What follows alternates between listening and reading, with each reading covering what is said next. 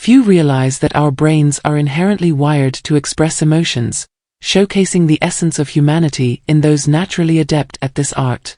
Throughout history, narcissists have sought to exploit empaths, drawn to their empathetic nature. While awareness of narcissistic abuse grows, many still grapple with individuals who exhibit selfish tendencies.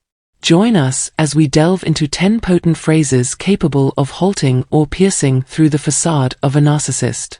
Each utterance builds upon the last, culminating in a revelation so profound, it seems almost overdue. As voices around me echoed, I refuse to engage in further debate on this matter.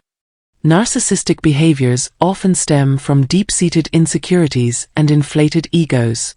In moments of conflict, narcissists find their protective facades crumbling, confronted with uncomfortable truths. The validation and tenderness they receive, particularly from empaths, hold paramount significance in shaping their self-worth. Hence, when a partner calmly disengages from confrontation, they strip the narcissist of their incessant need for validation. This act of disengagement not only disrupts the cycle of dependency, but also serves as a reminder that the universe does not revolve around them. If you can believe what you want, comes in at number 2 on the list of strategies. The world is like a stage for narcissists, where they are in charge.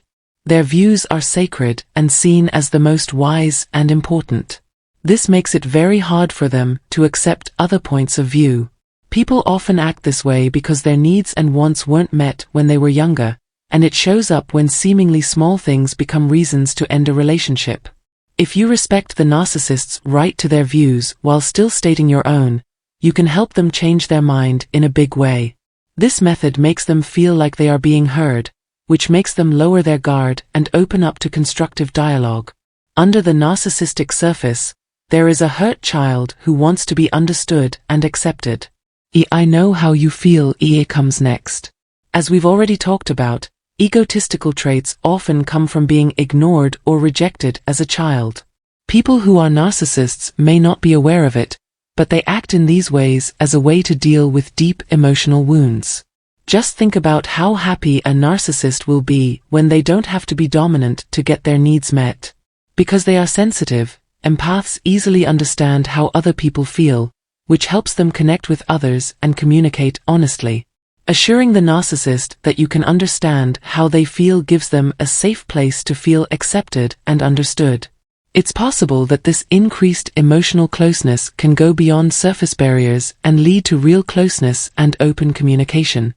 The fourth person chimed in, I know that's what you think. One of the most important things this sentence says about narcissists is that they are more likely to lie than to show how they really feel. So, instead of telling their partner the truth about how they really feel, they choose to make them feel better by telling lies. This is called manipulation. Empaths need to understand this aspect of narcissistic behavior in order to have a relevant conversation with them. Openness and honesty are key to real connections, and empaths should try to understand the narcissist's inner struggle by giving their fragile ego a sense of safety. This sets the stage for future talks that are honest and from the heart. The fifth one is I can't change what you think about me. Narcissists often go after empaths who have low self-esteem. They take advantage of their weakness to show control through gaslighting, a manipulative technique that makes the target feel bad about themselves and like they're not good enough. Because empaths are more likely to think about themselves and criticize themselves, they tend to absorb how their partner sees them, giving the narcissist too much power over their sense of self-worth. Empaths free themselves from the psychic chains that the narcissist has put on them by giving up the need to control their partner's thoughts.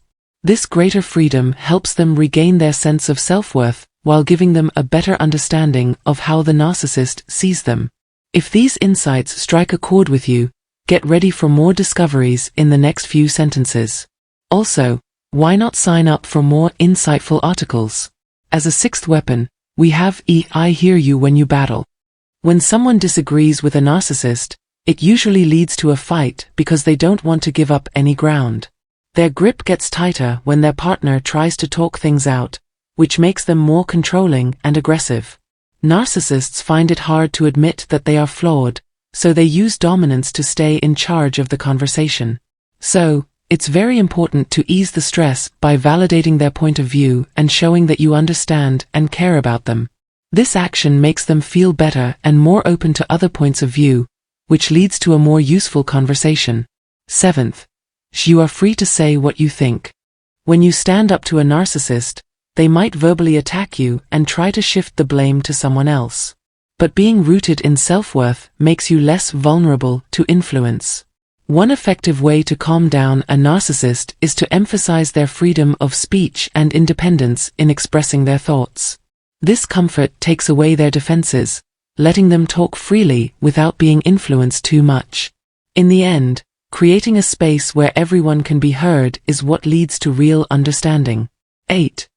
I can't change how you feel about me.